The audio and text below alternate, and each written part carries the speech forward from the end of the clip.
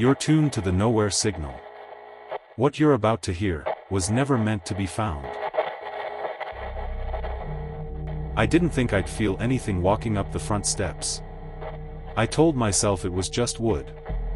Just drywall and paint. A house scheduled for demolition in less than 24 hours. But the moment I stepped onto the porch, it felt wrong. Not bad. Just wrong. Like the place had been waiting for me. The key still worked. The realtor had given me one last night alone. Said I could walk through it for closure, for peace of mind. Funny phrase for a place that never felt peaceful. The door creaked open like it always had. Same scratch in the floor where we used to drag the coffee table. Same faint smell of dust, old fabric, and basement mildew. It was empty. Mostly. But the light through the windows looked exactly how I remembered. I walked through slowly. Room by room. My mother's old reading chair was gone, but I could see its ghost shape in the carpet. The wallpaper in the hallway had peeled in the exact spot I used to pick at as a kid. My reflection in the hallway mirror looked tired. Older. Like I had aged more than I remembered. I told myself this was good. That I needed to say goodbye. That it was just a house. In the kitchen, the linoleum was cracked and yellowing. I opened a cabinet out of habit. Inside was one of our old mugs. Blue, chipped on the rim. I hadn't seen it since I was 13. I didn't put it there. That's when I noticed the hallway closet. We never had a hallway closet. But here it was. A small door across from the bathroom. I opened it. Inside were coats. My dad's old leather jacket. My brother's windbreaker. Even the gray scarf I lost in middle school. They were hanging as if they'd never left. I backed away and shut the door.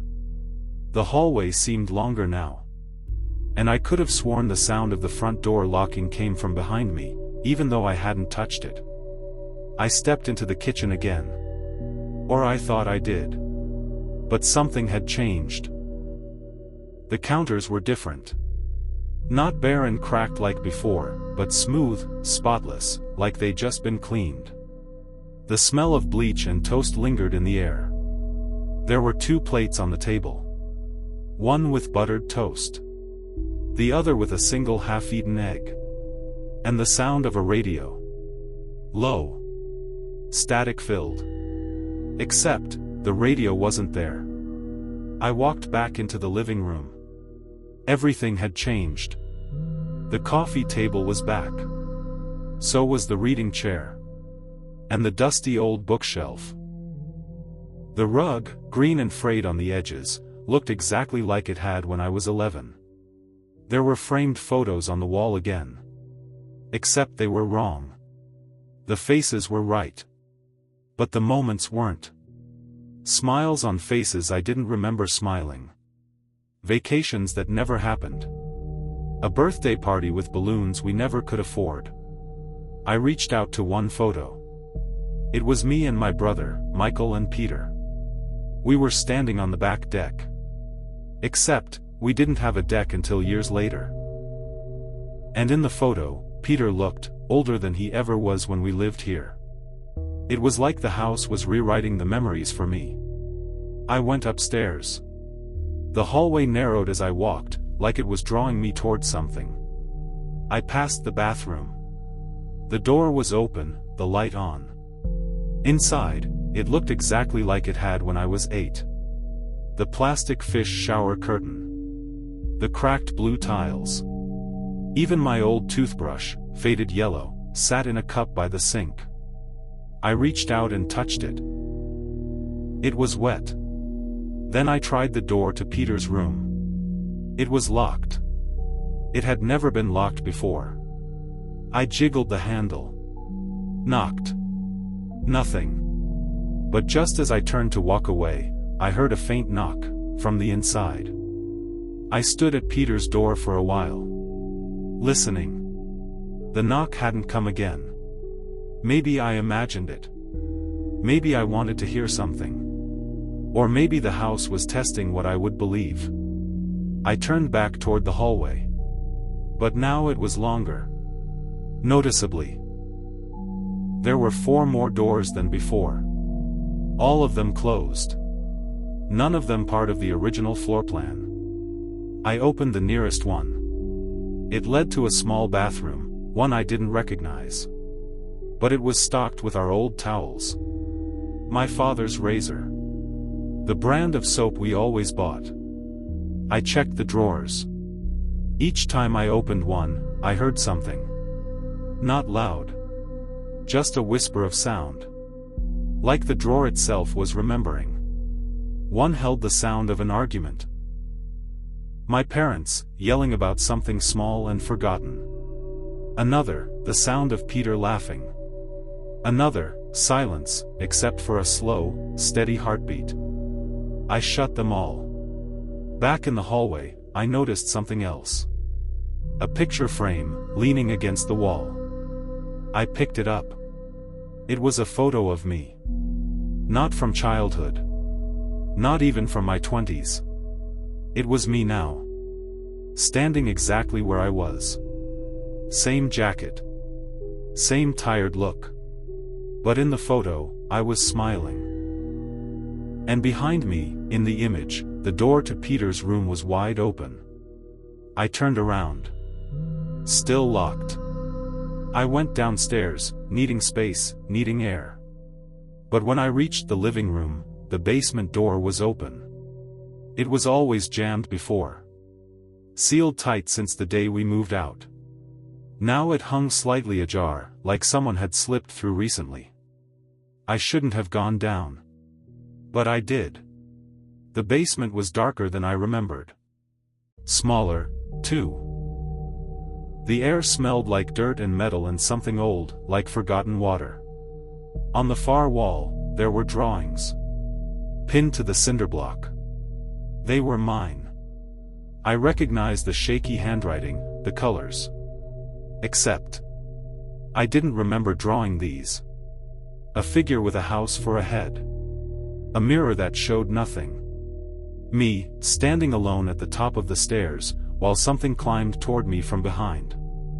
And in the corner of every drawing, a small eye, sketched in red pencil. Watching. Then I saw it. In the center of the basement floor, a chair. Facing away from me. And someone was sitting in it. I stepped closer. Slowly. The air was humming now. Not sound, vibration. I reached for the chair. But before I touched it, the basement light flickered out. And I heard my own voice whisper, "Don't turn around." I stood frozen in the dark. The humming stopped. The chair was still there, but whoever sat in it made no move. I backed up the stairs one step at a time. Didn't turn around. Didn't look back.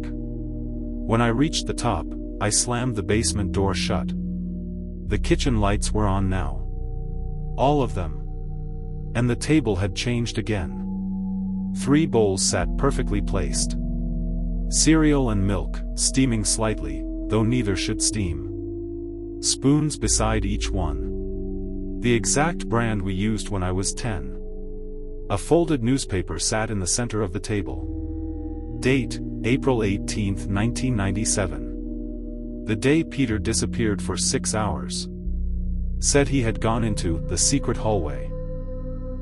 We never found one. I stepped back. And there it was. A hallway where the kitchen pantry used to be. Narrow. Lined with wallpaper I didn't recognize. No lights inside, just a faint green glow at the end. I should have left. I should have walked out the front door and never looked back. Instead, I went in. The hallway stretched farther than it should have. The glow intensified with every step, though it had no source. The walls breathed slightly, too slow for me to notice at first. And at the end of the hallway was a room. Hospital white. No furniture. Except for a bed. And on that bed was me. An older version of me. Gray in the beard. Sunken eyes. Unmoving, but breathing, just barely. Hooked to machines that beeped too quietly. And 4 drip with no label. I stepped forward. My footsteps didn't echo. Then I heard the voice. You're not remembering. You're reliving. It came from behind me. I spun around. No one there. I turned back to the bed, and it was empty. In its place now, a mirror. But it didn't reflect me. It showed the house, completely whole. Lit from within. Every window filled with light. And figures at every window. All watching me. I closed my eyes. Opened them.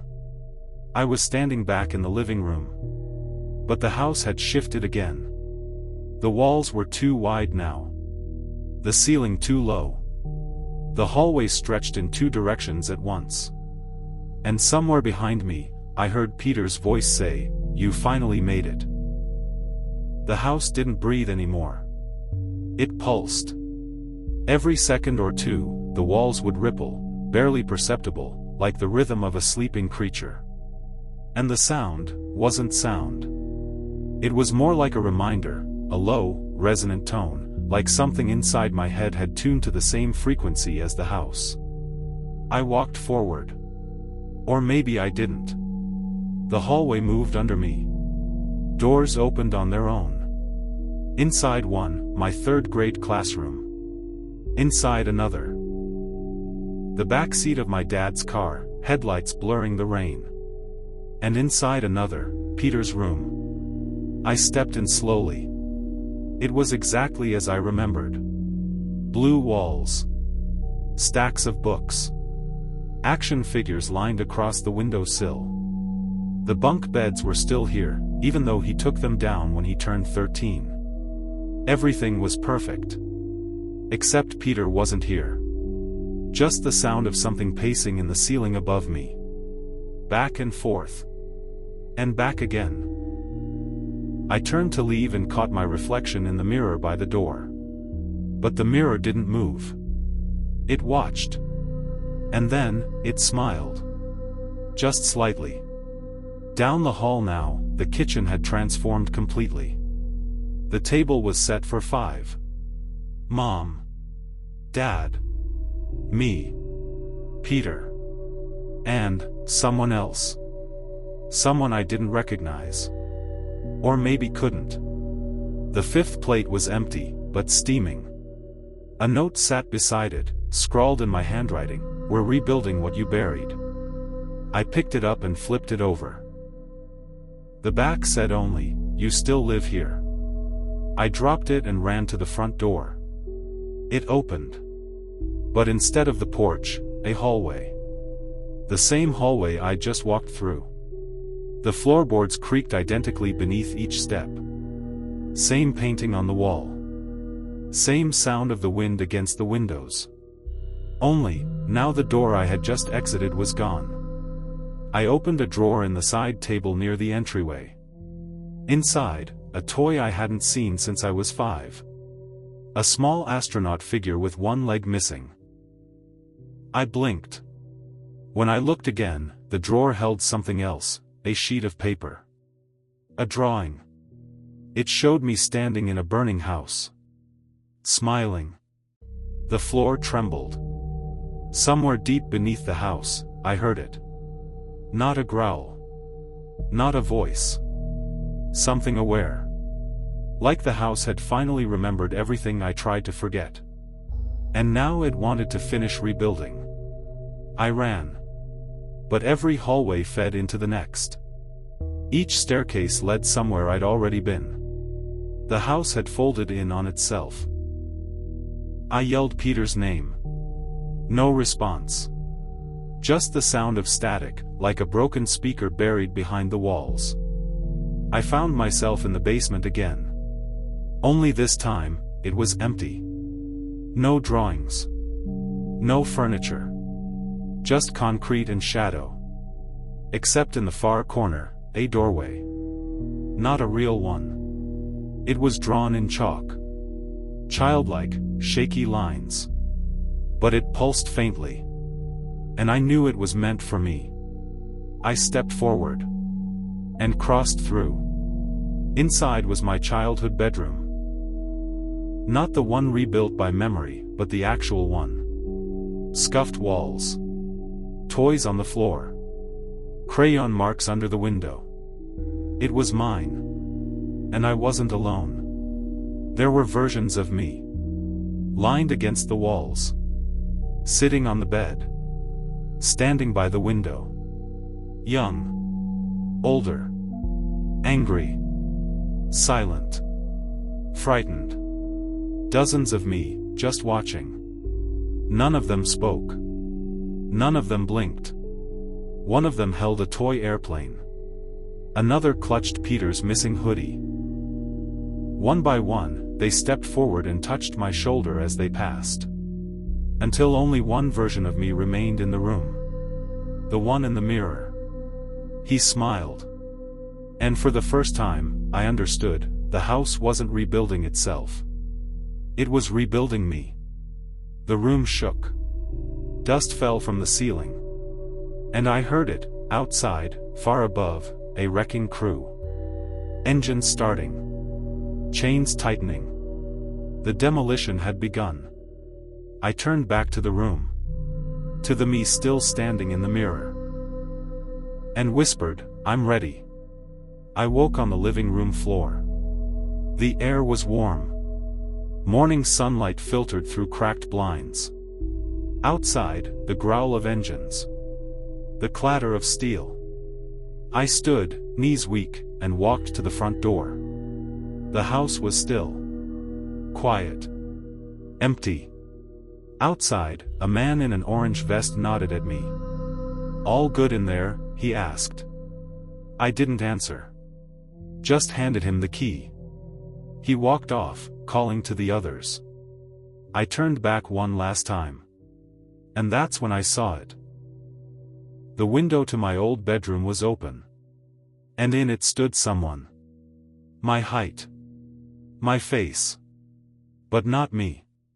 He smiled. Raised his hand. And slowly shut the curtain. The nowhere signal will return tomorrow. Until then, sleep light.